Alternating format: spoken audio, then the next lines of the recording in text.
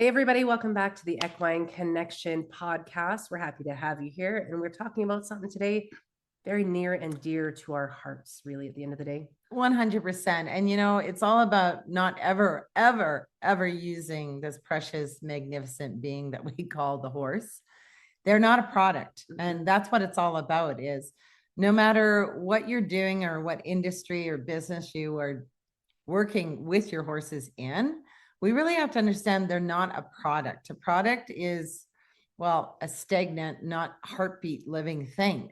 Yeah. And it just makes us so sad because we hear so many stories out there, as I'm sure you all do, because in any social media platform, there's all kinds of crazy things going on out there. But even for us being professional in any equine assisted business that we're doing, we really have to be very careful with our words as well. And that means we really do have to start training our brain, because when we understand that we go to say, hey, we'll use Comet today, or we'll use Faye, words are powerful. Then correct yourself so that you're back to saying, you know what, why don't we work with Faye and Comet today? Or let's partner up with Faye or Comet today. Then it starts bringing that, to me, grounded peace inside us as humans. And it does reflect to the horses, because as we all know, horses hear and feel everything that we're doing inside. So it's that same idea. This makes, I don't know, it just feels better to say let's just go with that. And at the end, we know that people don't mean it as using or anything bad like that. But words have power and the words have meaning. And we know that as people. So, and it's been made a big thing in the world nowadays, which may be sometimes too big, even with us humans. But at the same token, why wouldn't we show that same respect to our horses in watching how we refer to them? It's just, I wouldn't say I'm going to use you. I would say I'm going to work with you, right? So we don't use our horses, we work with our horses. And it does add a different connotation to really the whole approach to any equine assisted learning or any sort of equine assisted business when we're talking about working with them as teachers or as partners versus using, because it does feel different. You can feel it. And on that feel, it's that same idea. Horses are the most feeling of all beings. And I know this came from Jane Hemingway Moore's coach, actually, who helps her with her jumping. And her name is Jenny. Don't know her last name, but all the kudo credit back to her for that one, because it's so powerful. And all the research that has been done, even with the dissection of the brain with Dr. Stephen Peters, understanding how a horse actually thinks, it does reflect everything that is being said about them and to them. And no matter what certification you are with, you can change it for your own being and for your own self and for your own business, because we still see lots of certifications out there. We use the horse to do this. We use the horse as a barometer. We use the horse as a tool. We use the horse to be able to get people to speak and tell their truths. Well, just reword all of those things. We work with the horse. And even for all of you certifications, if any of you are out there ever listening to the old Equine Connection gals, it really reflects beautifully on your certification if you're incorporating words that have meaning to them. Because using, it's just like to use something, there's no real benefit to it, because using means it's going to be over and done with. Yeah. When we work with the horse or partner with the horse, the benefits are for the rest of our lives, because we did the experiential piece. We were with the horse.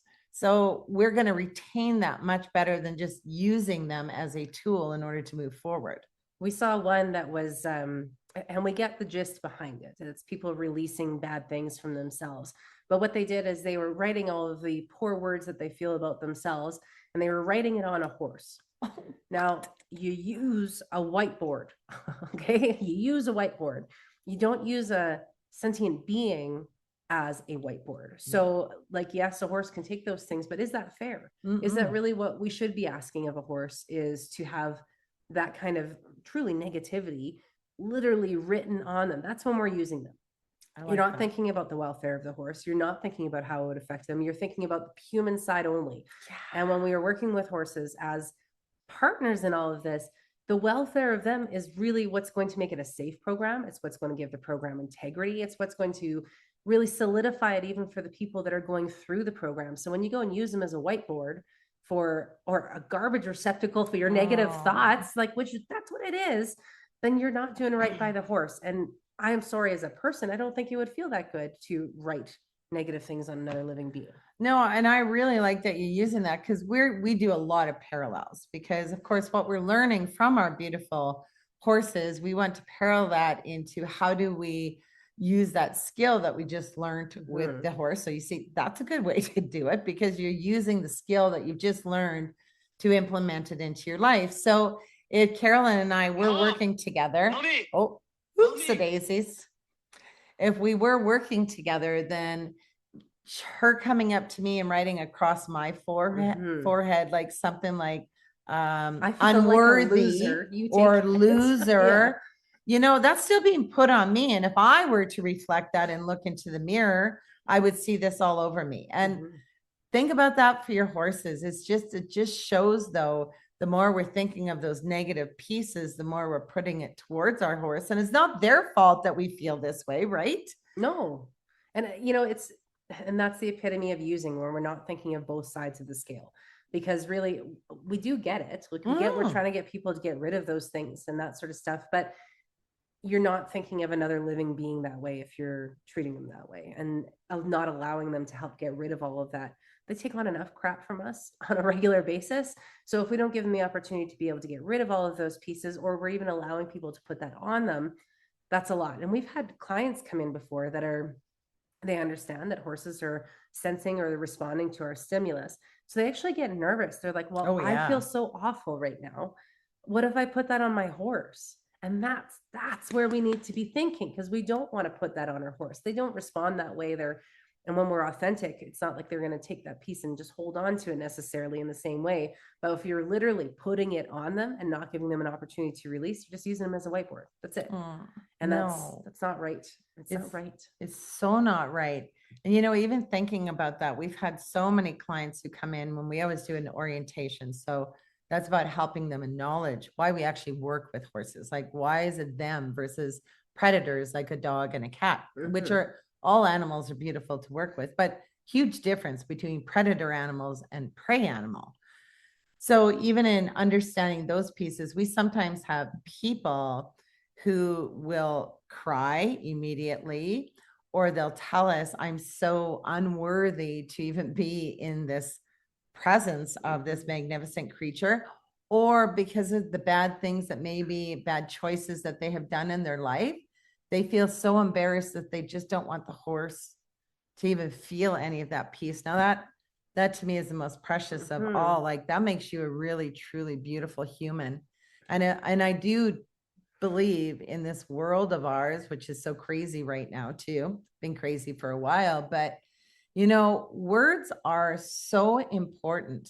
And the way you use that word, see, that's okay to say that. Yeah. But we got to really be mindful and present when we are really searching for those words that we need to communicate with other living beings with, whether they be human or whether they be in the animal world. Yeah. Animals, like even the dolphins and whales, like, come on. All of it. Every living thing, maybe even a spider. I know, even for our little spiders, they eat the mosquitoes. They have a job and they have a purpose. That's right. We try to carefully let them outside now. Before, when I was young, squished them. Dead gone. But no more. Flies in the house, though. Well, no, I kill the flies. Yeah. I'll be honest with you on that one. You know, it is, and this isn't a shame thing. So we're not saying, everybody out there who's ever said they use their horses, this is a bad, you know, no, we know you don't mean it that way, or we hope you don't mean it that way, but it's all about learning more. It's all about moving forward. So we know we are doing the best for our horses and for other people in the same mentality, I think. So it's not that you're bad for doing this. So don't listen to this and get your knickers in a bunch and start yelling at us. Because sometimes that happens. We're just saying, you don't know what you don't know until you do know. We say that regularly. But once you know better, you should do better. And you have to kind of go by that. So once you hear yourself or you catch yourself saying, I'm going to use this horse, be like, no, I'm not going to use them. I'm going to work with them. just do things in a little bit different way. And it feels better. It really does. It really does. So we challenge you to go out and try that. And for all of you in this horse world, also pass it on to others. Help them to know that, you know what, we're not. Even if you are a barrel racer, or dressage, you're working, you're actually partnering Yes, with your 100%. horse to do all those difficult components in riding your horse. Like, you are partnering. You're definitely not using them. You are but one. You are one. Yes. Exactly. So pass it on, because you know what? That's what we all do for the welfare of the horse. It's not just the equine connection. It's all of us globally around the world helping to educate people more on even using the proper words. So go for it. We know you can do it because we love working with horses. And of course, we love partnering with them. And we know you do too. So help do. No, I didn't say do. But help all of those, because that's what we got to do. We got to do it through kindness and just help people become more aware to what their words are actually saying. In turn, how does that help the human? It makes them be present, mindful, and think even when they're talking to their children or through their mom or their hubby or their wife, whatever. It helps them to be more cognitive of, hey, I better catch that word because that ain't going to come out very good. Exactly. Yep. So when you know better, do better. See. All right. Talk to you guys later.